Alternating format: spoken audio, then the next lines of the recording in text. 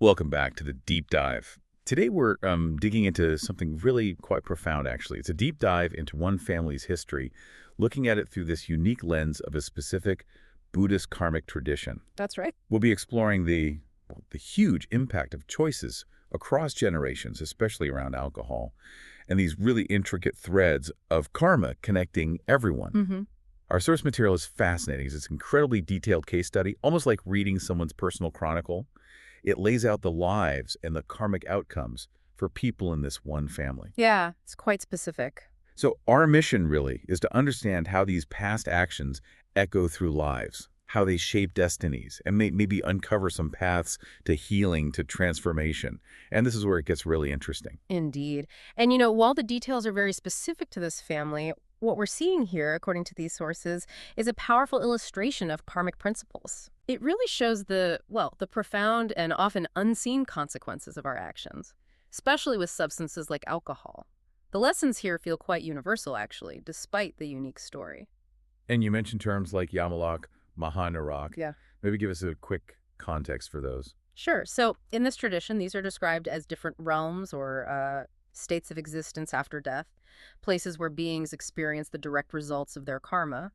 Yamaluk is often depicted as a realm of intense but temporary suffering and judgment, while Mahanarak refers to the great hells, much harsher and longer-lasting consequences for very negative actions.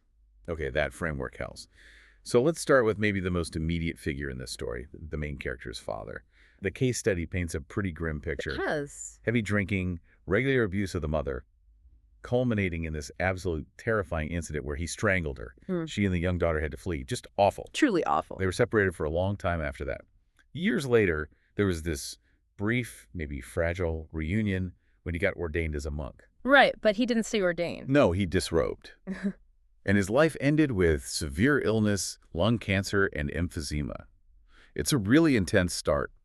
So from the karmic perspective in these sources, what's the explanation for all that suffering? And where did he end up? Okay, the sources are remarkably precise on this. His lung cancer and emphysema directly linked to his heavy drinking and smoking in this life. Okay, makes sense. But it wasn't just that. It was compounded, layered on top of past karma from killing animals. Not just for food, but apparently for sale, too. Ah, okay, so multiple layers. Exactly. And after his death, the description is, well, stark. He's currently in Yamalak. Yamalak, the judgment realm. Yes. And experiencing a specific torment, being force-fed molten copper as a direct consequence of his actions. Wow, that's incredibly graphic, molten copper. It is. But here's a really crucial and kind of striking detail from the sources. That superficial monk ordination, even though he apparently didn't do it with pure, deep intent, it was just enough, apparently, to prevent him from falling into the much, much harsher Mahanarak, the Great Hell. Specifically, a level called Kun 5. So even a flawed good deed had some mitigating effect. It seems so. It suggests even a gesture towards the spiritual path, however imperfect, can offer a sliver of protection.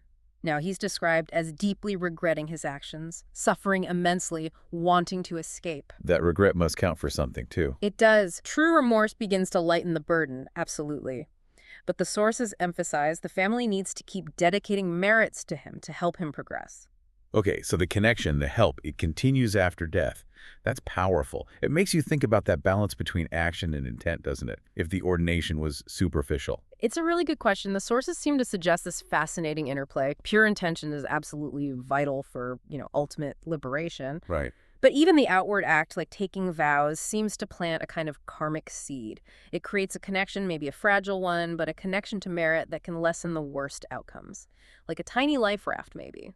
A life raft in a sea of bad karma. I like that image.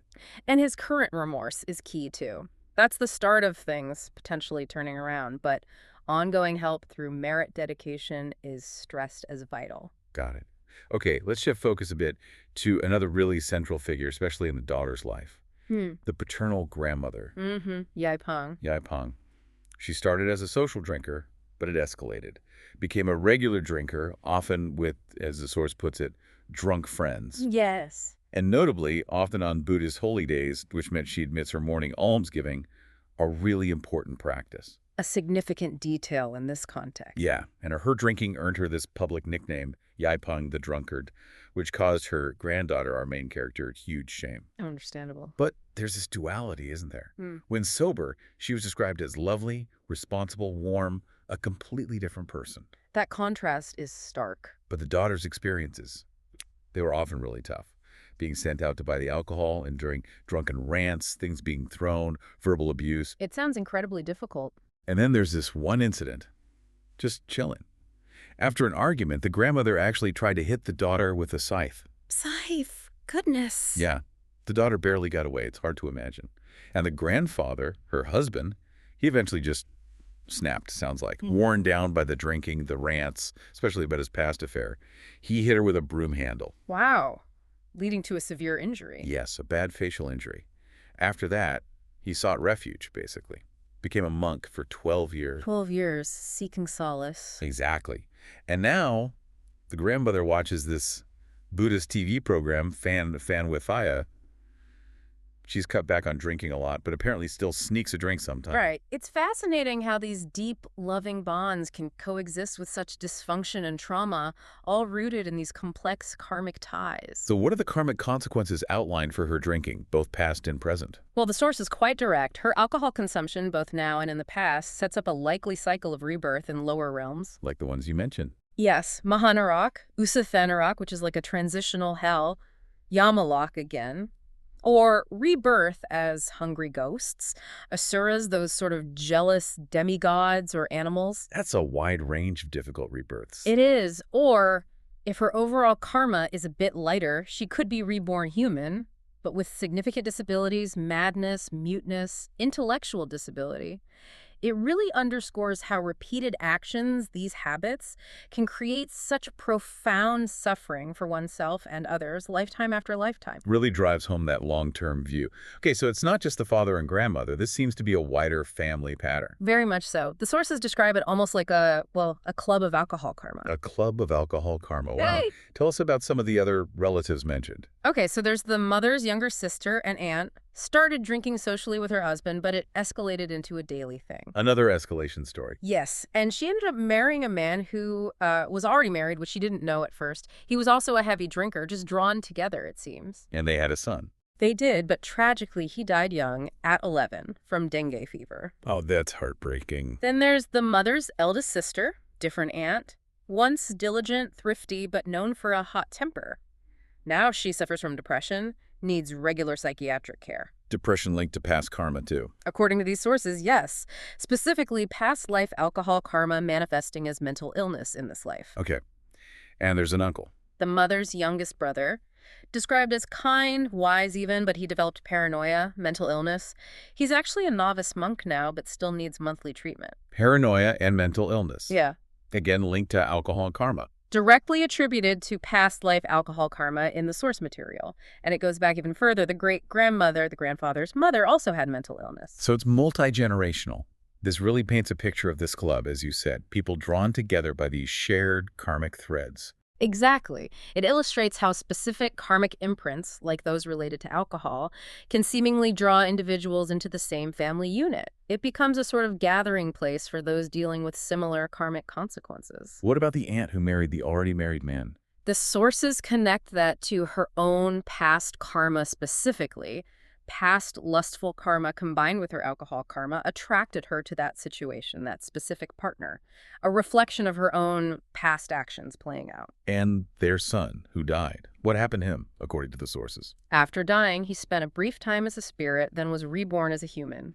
The idea presented is that he was reborn to correct himself, helped along by merits the family offered initially after his death. Okay, so rebirth offers a chance for change. But there's another tragic story, another aunt. Yes, another of the mother's eldest sisters died at just 24, a rock slide accident after she was already paralyzed. Paralyzed then, a rock slide. That's awful. Why? Past karma again, specifically killing animals, both for food and sale, by striking them on the head. This resulted in the paralysis and the violent death. And her afterlife. Her spirit apparently wandered for a bit, received some merits dedicated by the family, but the source indicates her situation is still difficult because not enough merit has been consistently dedicated. It really highlights the ongoing responsibility, doesn't it? It does. It shows how these consequences from past lives manifest in incredibly diverse ways. mental illness, tragic accidents, difficult relationships, all woven together in one family story. It's such a heavy legacy. Mm. So let's bring it back to the main character, the daughter, who grew up in the middle of all this. Right, navigating this incredibly challenging environment. Yes. Born into this alcohol-affected family, financial hardship. Yeah. But despite that, she managed to get a bachelor's degree. Which is significant. And now she's deeply involved with the Buddhist community, referred to as a bandit key. A dedicated lay community, yes. People serious about their practice. It's really striking is her relationship with her grandmother. Despite everything, the abuse, the rants, even that terrifying scythe incident, Yeah. she expresses deep love and respect. She even reframes being chased with the knife as the grandmother exercising her. It shows such a complex bond. It really does. Deeply complex affection there. And her big aspiration now is to be ordained herself, live a life of celibacy, focus on spiritual practice. Given her background, how do the sources explain her karmic journey?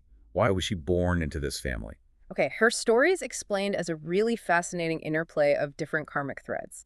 Her being born into this family, surrounded by alcohol issues, it stems from a past life where she was wealthy. Oh, interesting. And she used to host these big parties with lots of alcohol, not because she drank, apparently, but to win the hearts of her subordinates and friends, build connections that way. So facilitating alcohol, even without drinking it herself, created this karma. Exactly. It created the association, the connection to that environment. And get this, her grandmother. In that past life, she was one of those subordinates the daughter was trying to impress. No way. That explains the incredibly deep, complicated bond. Precisely. That mutual care despite everything. Then, the financial hardship the family faces now. Linked to past lives where the daughter was stingy, didn't make offerings or practice generosity. Okay, so past stinginess leads to present lack. But her education, managing to get that degree despite the hardship, that's linked to other past karma, supporting relatives' education in previous lives, plus an inherent love of knowledge that carried over. So it's not all negative from the past. There are positive seeds, too. Absolutely. And her current dedication to Buddhism, that's also traced back. Her parents took her to temples as a kid, though she wasn't focused then. But later, after experiencing suffering in the world, she came back to the path strongly, with this aspiration for ordination and celibacy.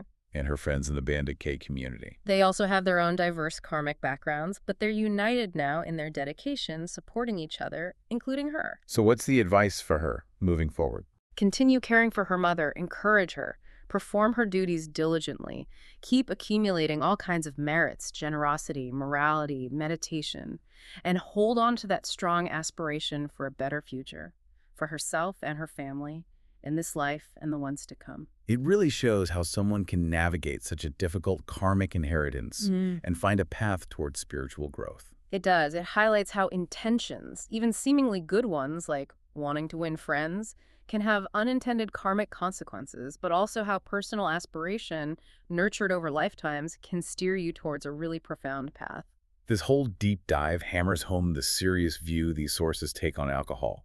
Not just the individual impact, but generationally, familially. Absolutely. The consequences are laid out as severe. Yeah, that phrase, destroy goodness, is really powerful. And leading to rebirth in lower realms, or as humans with severe disabilities, madness, muteness, intellectual issues. It's a stark warning. And it contrasts sharply with maybe more casual attitudes in some cultures, doesn't it? Or alcohol is cheap, or maybe there's a belief that negative actions can be easily wiped clean. This perspective is about long-term cause and effect. Very much a long-term view. And it extends beyond just the drinkers. Right. You mentioned even those indirectly involved in the industry, like security guards at breweries, people making bottles or caps. Yes, they're described as becoming part of this karmic cycle. The sources suggest they might even have karma to care for those negatively affected by alcohol in future lives. Wow. So for anyone caught in this cycle, whether drinking or involved in the industry, what's the way out, according to these teachings? The message is consistent and clear. You have to cut it off, stop completely. Cold turkey, essentially. Yes. And then, crucially, accumulate abundant merits, all kinds. Generosity, keeping precepts, meditation, supporting Dhamma, and make strong, clear aspirations to break free from these cycles, to sever those negative karmic connections. So it's about stopping the negative cause and actively creating overwhelmingly positive causes. Precisely. This approach, the sources say, is the universal solution for any really heavy negative karma, like from alcohol or killing. make merits extensively, dedicate them clearly, make strong aspirations. This can soften the blow, turn heavy karma into lighter karma over time. It doesn't necessarily erase it instantly, but it changes the trajectory. Which explains why teaching morality is seen as so important. Exactly. It brings us back to why Buddhist monks, for example, feel a duty to teach morality, even in unexpected places. They understand, from this perspective, the deep suffering caused by things like promoting alcohol, not just in this life, but potentially for lifetimes to come. It really does underscore the profound weight of our choices, doesn't it? Yeah. Not just for us now, but for futures we can barely imagine. It truly does. Conscious choices become paramount. So we've journeyed through this really compelling, sometimes difficult family story, a whole karmic tapestry woven with alcohol, suffering, but also, importantly, paths towards redemption through understanding these principles. Yeah. The key takeaways feel pretty clear.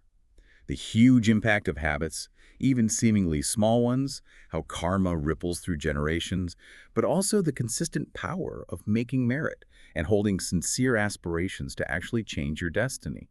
Makes you think about the echoes of your own actions. Absolutely. And maybe a final thought to leave you with, drawn directly from these sources. It's this provocative idea. Alcohol doesn't just end a life, it's said here to kill goodness. Kill goodness. That's striking. Think about that distinction, a physical death versus a death of, well, moral integrity, of basic human goodness. What does it really mean to protect that goodness in yourself and maybe help protect it in others? And how might understanding that shape the choices you make day to day, not just for your well-being now, but potentially for all your future lives? That feels like something truly worth a deep dive into your own reflections.